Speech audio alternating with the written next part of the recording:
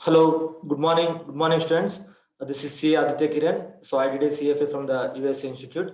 So this lecture is about some basics of analyzing the financial statements. So what are some basic principles? Analyzing the financial statements is a complicated issue. It's not as simple as you think.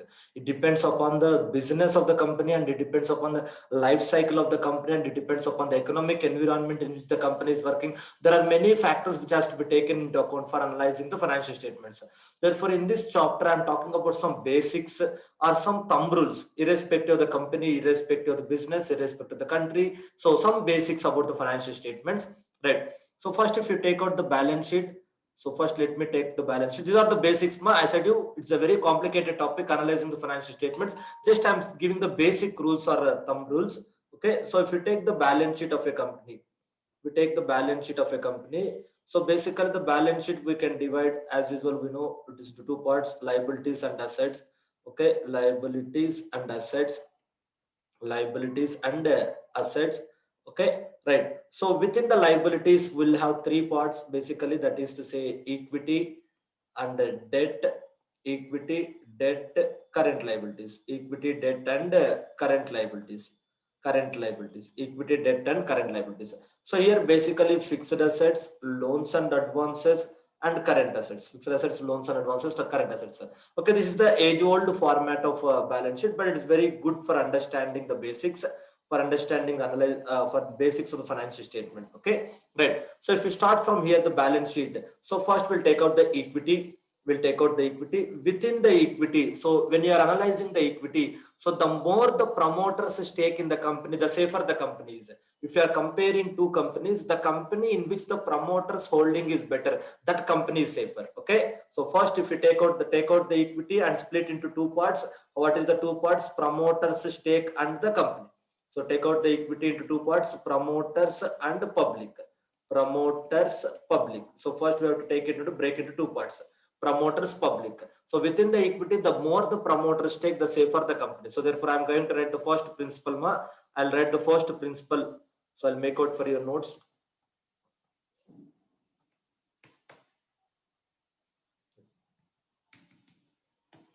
So first point, so within equity, the higher the promoter stake, within equity, higher the promoter stake, higher the promoter's stake, safer the company, company safer the company. Higher the promoter stake, a company is said to be safer. The first point. Okay. So first, when you are analyzing the equity, break the total equity into promoter stake and public stake, and take out the companies. The company which is having more promoter stake is comparatively safer when rather the companies in which public is more holding and promoters are holding is less, compared to companies in which public holding is more and promoters holding is less. Compared to that kind of companies, companies in which promoters holding is more are a little bit safer. Okay, right, that is first point. Next, within the public also take into two parts. One is retail investors and institutional investors.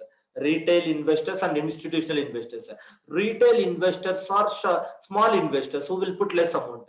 They may not have done much research about the company. They may not have done much they may not have done much analyzed the company. So therefore the company in which public holding, institutional public holding is more safer than the companies in which having more retail investors. Okay, so within the public equity, within the public equity, within the public equity, so within total equity we have to check out.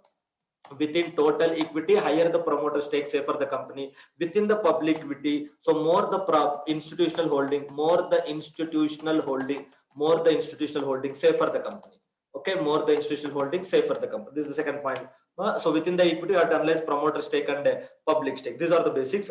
Next, so when you compare these two things, that is to say debt and equity. So when I am comparing these two, sir, debt and equity, so the thumb rule is that the lower the debt, the safer the company. Lower the debt, safer the company. So given the increasing complexities of the business and increasing uncertainties of the business, debt is very, very risky. So just take the look, just look at the Reliance Industries Limited, which is targeting the debt-free company, zero debt. Almost they have reached the target. Almost they have reached the target of a zero debt company. Why? because of increasing uncertainties in the business. So no business person can say how that business will be for the next 10 years or 50 years. So world is becoming very complicated, and the business environment is getting more competitive and more complicated. No company can escape from this intense competition, whether it may be Facebook or Google or Reliance, Apple or Microsoft. Take any company. So no company can escape from the intensive nature of the competition. No company can say that our business is certain for the next 10 years. We are confident. No. So the world is very, very uncertain. So therefore, in this uncertain world, the lower the debt, safer the company. So here, remember, this equity and debt together is called as long-term funds. Long-term funds. This together is called as a long-term funds or capital employed. Okay, long-term funds or capital employed. So within long-term funds, so lower the debt, safer the company. Lower the debt, safer the company. Okay, so within total long-term fund, that is equity and debt, lower the debt, safer the company. These are the basic points. Next comes is the fixed assets. Within this fixed assets, we can take into two parts. One is tangible fixed assets and intangible fixed assets. Tangible and intangible fixed assets. Okay, right. So tangible fixed assets are more certain than the intangible. They are more certain. Intangible assets are very risky and very uncertain. Okay, within the total fixed assets, the more the tangible assets, the safer the company. So within total fixed assets,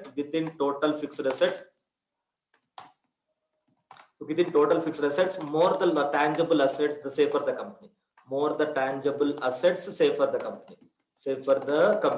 So within total fixed assets, more the tangible assets, safer the company. The problem with the intangible assets is that majority of the cases, intangible assets as reflected in the balance sheet may not fetch their value. You may have recorded in intangible assets, say like goodwill or brand name or patents at a particular value in the balance sheet. So as per your AS 26 intangible assets, you might have accounted for it. But still, in reality, many of the cases, the value as reflected in the balance sheet may not be obtained because of many uncertainties. Say for example, the patents. So I have manufactured a new medicine. So I have applied for the patent. So it gives me monopoly for 10 years. Okay, I alone can manufacture that medicine for 10 years. Okay, I got the patent, fine. But within 1 or 2 years, maximum of 1 or 2 years, my competitor is coming out with a better product. Even though I have a monopoly rights to produce the products, and I only can produce, nobody can produce it, but there is nobody to purchase it also because of the better product in the market. So therefore, we can't rely on the patent's lifetime also, or brand name. So sometimes the brand name may be prevalent in the market, but the value as reflected in the balance sheet may be more than the real value.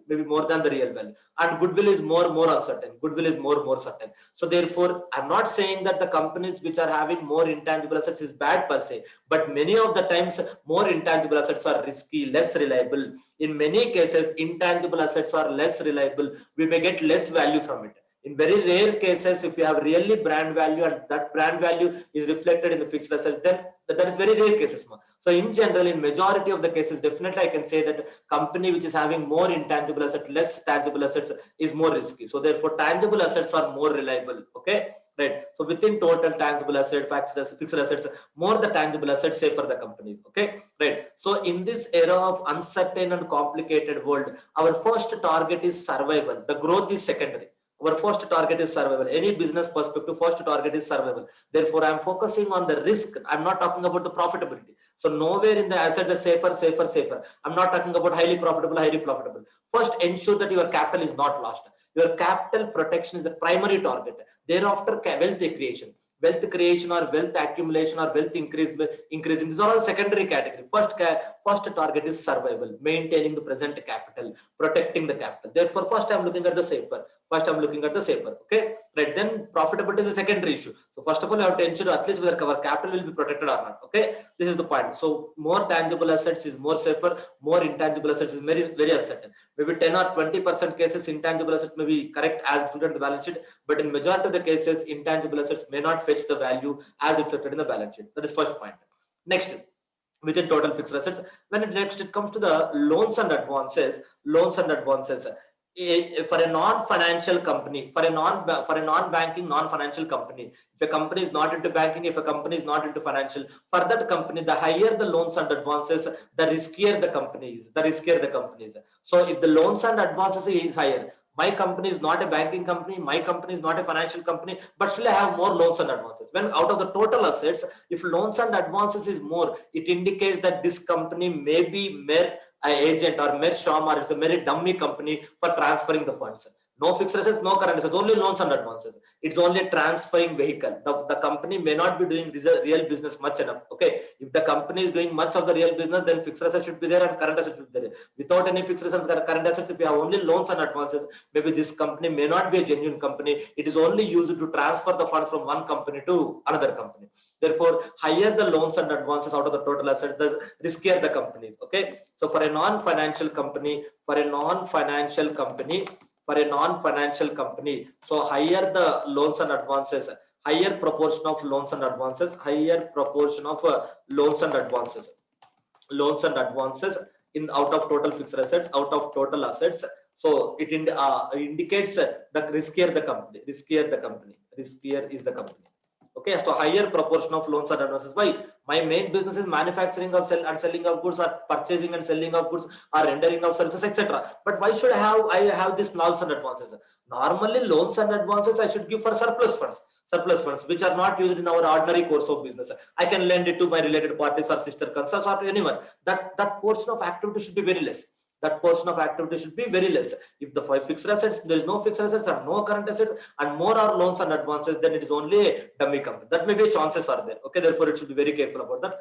Next, when it comes to the current assets, so how will you get the funding for the current assets is the question mark. How will you get the funding for the current assets? So for the current assets, funding will come from two places.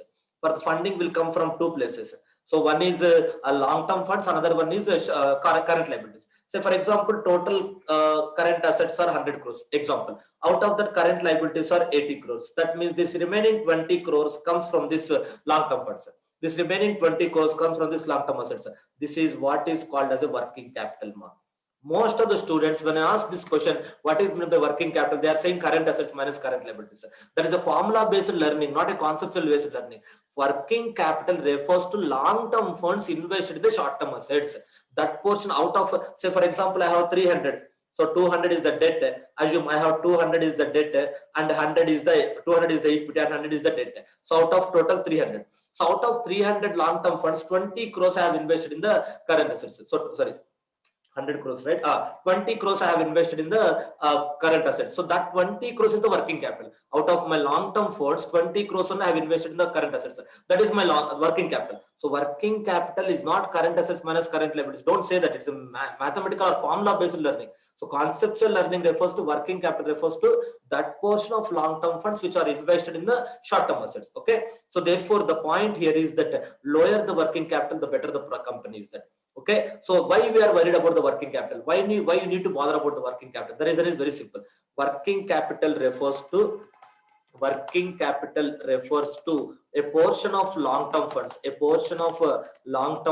invested in short-term assets. Okay, invested in short-term assets. Therefore, long-term funds are more costly. And short-term assets will give less benefits. So therefore, more the working capital. So working capital means using high cost funds in low benefit areas, for low benefit purposes. Okay, working capital means using high cost funds for low benefit purposes. So therefore, that is the reason managers are worried about the working capital. Why? Because long-term funds are costly. If 100 crores is current assets and 100 crores is current liabilities, okay, fine. Current liabilities may be less costly. Short-term funds are less costly. Bank OD, they may be less costly. So that is fine. But if you are using long-term funds for the current assets, it is very risky. So long-term funds are more costly and short-term benefits are. So out of 300 crores long-term funds, we have utilized 280 crores for the fixed assets. That is fine, because fixed assets or long-term assets will give higher benefits. Therefore, it is justifiable. Using high cost funds for high benefit assets is justifiable. So using long-term funds for fixed assets is justifiable because long-term funds are costly, but fixed assets also will give higher benefits. Therefore, that is justifiable. But what is not justifiable is the working capital. Using high-cost long-term funds for low-benefit short-term assets. Working capital refers to using high-cost long-term funds for low-benefit short-term assets. That is the reason we need to worry about the working capital.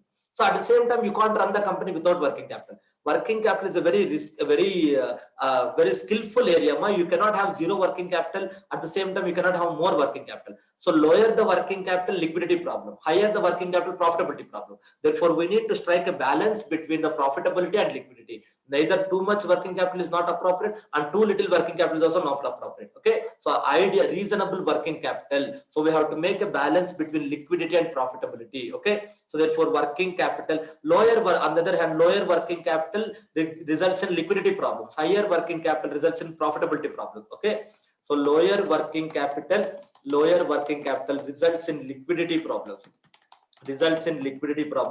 Higher working capital results in profitability problem. Higher working capital results in profitability issues. So therefore, we need to balance both. Liquidity and profitability. We need to balance both liquidity and profitability. Okay, right. That is what the point. Next. So this is the working capital. So be careful. Don't say current assets minus current liabilities. It is a portion of long-term funds invested in the current assets. Okay, right. So this is about the balance sheet. Now, when it comes to the profit and loss account, take out the profit and loss account. Okay. So as usual, we'll have debit, credit, that is expenses and income. Debit, credit, that is to say expenses and incomes. So for a non-commerce student, it is a expenditure. It is an expenditure and it is an income. As an expenditure and income. So when you are looking at the relationship between balance sheet and profit and loss account, the first thing we need to do is that, so here sales will come, profit and loss account, sales will come. So first thing we have to check is this point. Okay, fixed assets to sales. This is called as asset turnover ratio.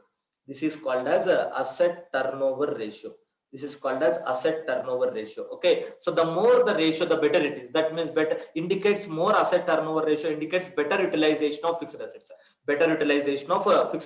So rather than keeping it idle, I should generate some revenue. I have fixed assets. I can't keep the fixed assets idle. I need to generate some revenue out of that fixed assets. So therefore, more the assets turnover ratio, the more efficient the company is.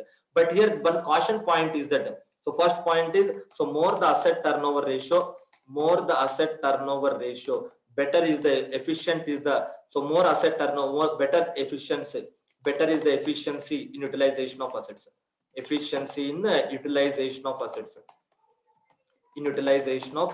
the company is efficient in utilization of assets. So more asset turnover ratio indicates efficiency in utilization of assets.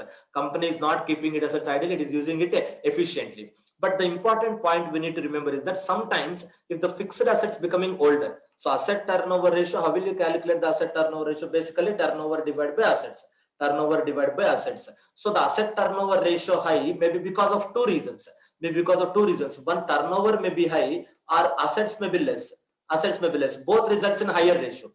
If the turnover is high, the ratio will be high. If the assets are less, still the ratio will be high. So therefore, we should be careful about the reason for high assets turnover ratio. If the assets are becoming very old, WDV is almost nil. If the assets are becoming old, then the turnover appears to be very high, but the company is at risky point because company's earning potential is exhausted. Therefore, we should be careful about, okay, whether the higher asset turnover ratio is because of more turnover or because of lower assets. Okay, so a caution to be, so it has to be observed. It has to be scrutinized. Whether higher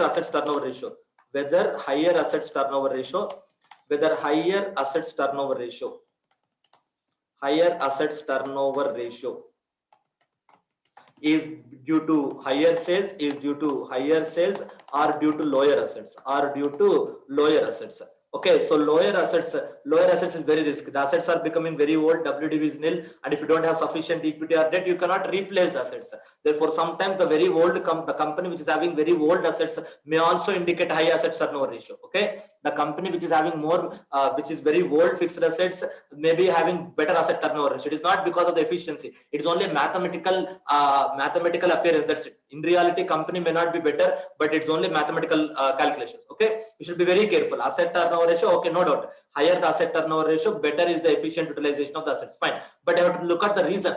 What is the reason for higher assets turnover ratio? Is it because of higher turnover or is it because of the lower assets? That is the first point we need to think. Next, second point is the cost of goods sold. So sales is completed. Next, second point is the cost of goods sold. Cost of goods sold. Okay, so cost of goods sold. So out of the sales, lower is the cost of goods sold and safer the company is. Okay, so the gap between the cost of, the more the gap between the sales and cost of goods sold, that is to say our gross profit. Okay, the safer the companies. Okay, the more the difference between, more the difference between between sales and cost of goods sold, sales and cost of goods sold, safer the companies, safer the company. More the difference between sales and cost of goods sold, safer the company. Okay, right, look at this point here. So here the point is that sales the goods, cost of goods sold. Say for example, our sales is 100, our sales is 100 and cost of goods sold is 80. Cost of goods sold is 80. So my gross profit will be 20. Gross profit will be 20. Tomorrow, because of my competition, tomorrow because of increasing competition, if I decrease my sale price, because of increasing competition, I may decrease my sale price. And at the same time, because of inflation, my cost may increase. Maybe chances are there. Because of inflation, my cost may increase, and because of the competition, I may need to reduce my sale price. Therefore, I'll end up with the profit. Even though my profit is less, but still I'm in the green zone only. But still I'm in the profits only. But this is because of the 20 rupees reasonable margin. Because this is because of the 20 rupees reasonable margin. On the other hand, if I have 100 rupees sales and 95 rupees cost of goods sold, 100 rupees sales and 95 rupees cost of goods sold, gross profit is only 5. This kind of business are purely running on volume based. The profit margin is very, very less and they are running purely on volume based. So in this kind of companies, what happens today, tomorrow, if my sale price decreases because of the competition and the cost increases because of inflation. So I'll land up with red color. I'll end up with 5 losses. That is the point. So therefore, this very thin margins indicate that our company is very risky company.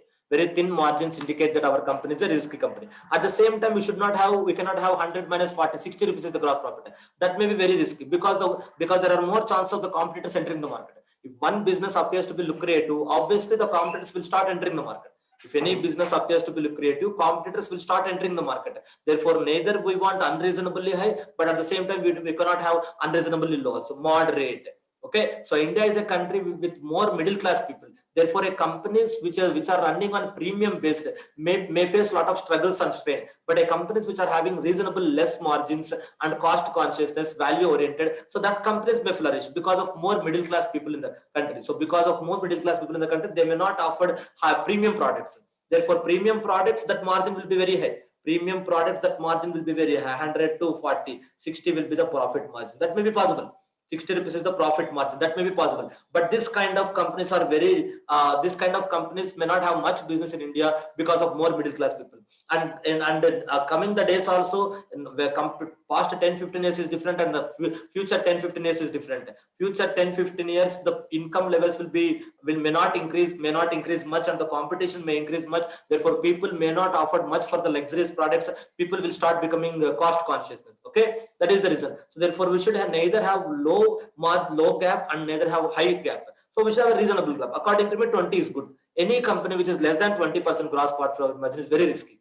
Okay, because today you are getting 20% gross profit, but how long you can maintain that 20% gross profit is a very risky issue. Therefore, it should have at least 20 rupees. Therefore, we can't run with 5 rupees profit margins. Therefore, the more the gap between difference between sales and cost of goods sold, safer the company. Next, obviously, once we end up with the profit and loss account, we'll reach the administrative expenses.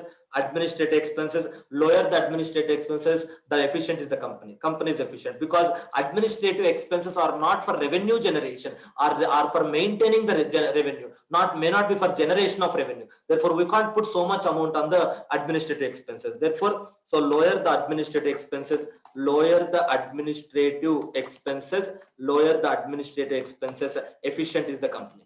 Efficient is the company. So if the administrative expenses are lower, company is said to be efficient. Company is said to be efficient. And next will come to the other income. Will come to the other income in the profit and loss account. Other income. So out of total income, out of our total receipts, if you take out our total receipts, out of total income, so the more the sales, the safer the company. The company which is having more other income and less sales is very risky. So this is a recurring income. This sales is a recurring in nature. This other income is a non-recurring. This other income is a non-recurring in nature. So therefore, if both the companies, if two companies may be having same net profits, but we have to look at the composition. Which company is having more sales revenue and which company is having more other income. Even though two companies having total same net profit, but the company which is having more sales revenue is safer because that is recurring in nature. Other income is not recurring in nature. Okay. So out of total income, okay. So out of total income, out of total income,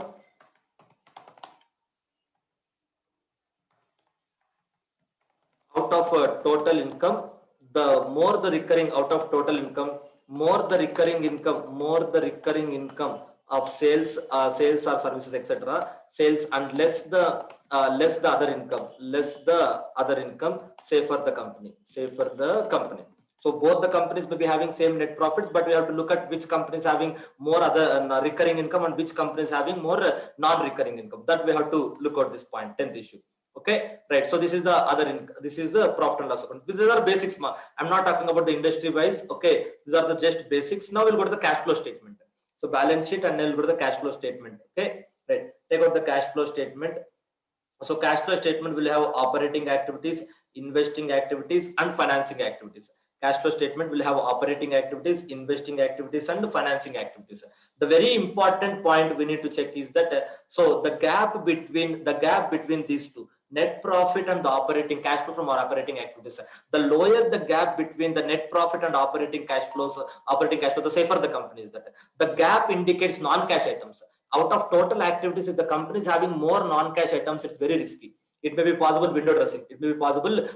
Therefore, always we have to compare. Look at both the methods has their own problems. What methods? Cash basis and accrual basis of accounting. Cash basis has its own drawbacks because we cannot correctly measure the revenue, etc. And accrual basis has its own drawbacks and more drawbacks than the cash basis. Accrual basis has more disadvantage than the cash basis. Okay, both the methods has disadvantage, but because of accrual basis only, all these frauds will come. All these related party transactions or fraudulent transactions, window dressing will come only because of the accrual basis. Therefore, neither we can follow the cash flow basis. At the same time, we can't bear the drawbacks of the accrual basis system. That is the reason cash flow system is introduced. Cash flow statement bridges the gap between those two, accrual basis and cash basis. It compares the difference between accrual basis and cash basis. Profit and loss account is prepared on accrual basis. Cash flow statement is prepared on cash basis. Therefore, if you compare both, we can understand how many non-cash items are there, what is the percentage of transactions in non-cash items, and how safer the company is. Okay, so the lower the gap between net profit and operating cash flows, safer the company. Okay, this we have to compare both over a period of time. For a period of 5 years, say for example, for 5 years, you have to compare what is the net profit and what is the cash flow from operating activities. Just tell you.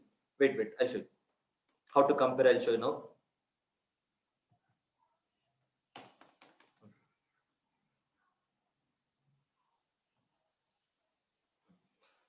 So for example, year one net profit and operating cash flow. So year one net profit is 100 crores, operating cash flow is 90 crores. So I can say 10 crores non-cash items. Okay, fine. Year two net profit 120 crores, and operating cash flow is 100 crores. Therefore, non-cash items is 20 crores.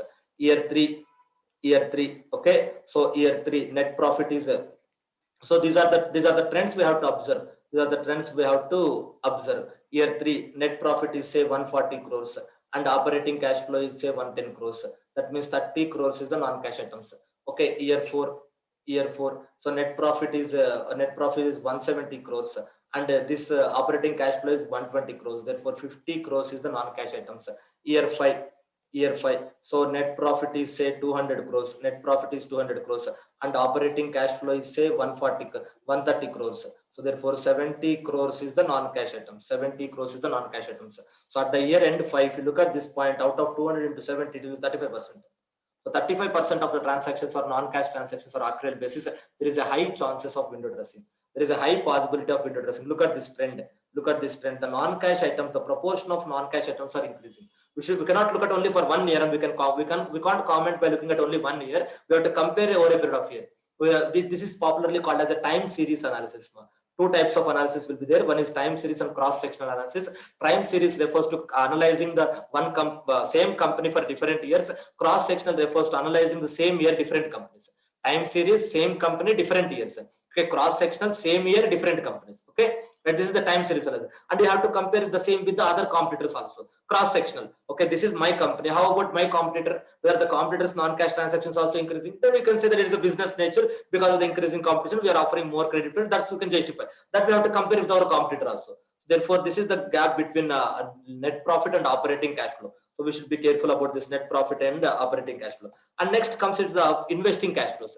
Next comes to the investing cash flows. So the more investing cash flows, the more the outflow in the investing cash flows, the better it is. Outflows in the investing cash flows indicates increasing in the earning potential. Outflow in the investing activities is nothing but purchase of new fixed assets, which increases our earning potential. Inflow in the investing activities refers to sale of assets. It may indicate our decreasing capacity. It may indicate our decreasing earning potential. Therefore, higher outflow in investing activities, indicates increasing earning potential. Increasing earning potential. That we have to check it out. And next, within financing activities, sometimes the more inflow in the financing activities, the more risky is the company, because the debt is increasing and equity is also increasing. So financing activities, I can't say whether inflow is good or outflow is bad. Operating activities, higher inflow is preferable. Investing activities, higher outflow is preferable. But in case of financing activities, so if the more outflow is because of repayment of debt, the company is safer. If more financing activities contains more outflow because of repayment of debt, the safer company. Okay, sometimes financing activities net outflow may be zero, net inflow or outflow may be zero because of offsetting. That means issuing equity and repaying the debt. The safer the company. That means we are slowly converting from debt to equity. That is what is exactly done by the Reliance Industries Limited. So therefore, we can't say a simple conclusion about the financing activities, inflow and outflow. We have to look into it. Okay. So in generally, higher the outflow, safer the company. Higher the outflow in financing activities, safer the company. Okay, generally higher the outflow in financing activities, safer the company, because it indicates repayment of capital. Okay, so these are all the basics about my financial statements. I am not dealing in detail about the financial statements. So it's a complicated. It depends upon the industry. How to analyze the banking balance sheet is different, and how to analyze the telecom balance sheet is different, and how to analyze the insurance balance sheet is different. Therefore, just I have talked about irrespective of the industry. We have given a very brief overview. Okay. Thanks so much. Thanks a lot.